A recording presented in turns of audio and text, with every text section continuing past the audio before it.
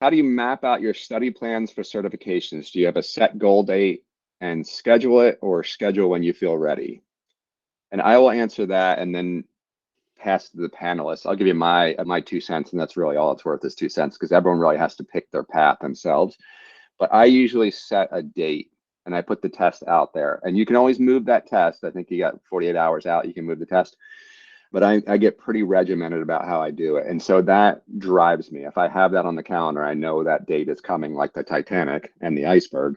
I know I have to really get on it. And so every morning, and I have a regime of, okay, I'll take like a 20 question quiz if it's focused on Porsche or whatever every day, and then start taking the test to kind of start feeling out how I'm doing. So that's just one person's opinion on it. But now to the panelists, what are your thoughts?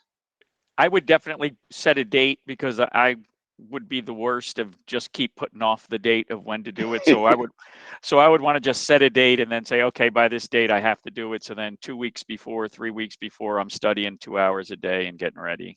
And that's pretty much the way I would do it. How I would do it is, yes, I would probably commit to a date, and I would commit to a study strategy. And Mark, Julie, I know you two have some great thoughts on study strategy, so let's go there next. I would set a set amount of time per day that I was going to be studying or learning or building things hands-on. Again, I don't want to lose sight that building things hands-on is the best way to learn, whether that's tracking beer, tracking anything, building silly things. Get in Salesforce and build.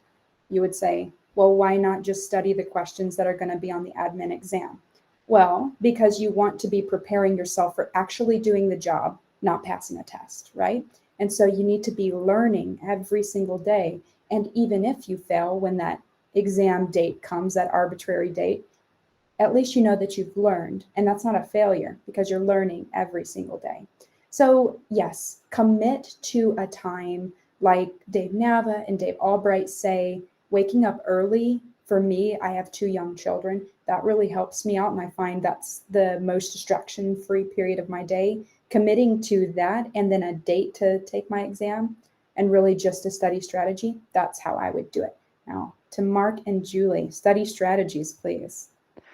Well, I would also add that it's okay to, Lauren, I really like what you said, because having that real skill gives you that confidence and helps you to avoid that imposter syndrome entirely. You can just cut it out, because you can say, I crushed this, I did it. However, life is not always that way. And I will admit that for my most recent sharing and visibility designer exam, I meant to postpone because I wasn't ready. I forgot. I missed the 48-hour window, took it. And I very firmly believe that failing an exam or anything else is really just part of your entire story, your entire process. I don't know anyone who has not failed an exam. So I would also say, don't be afraid of just trying it. Don't cold turkey it. Don't just go take it to, try and learn the questions or anything like that. But, I forgot to cancel it. I knew I had prepared some, not as much as I wanted, took it, passed.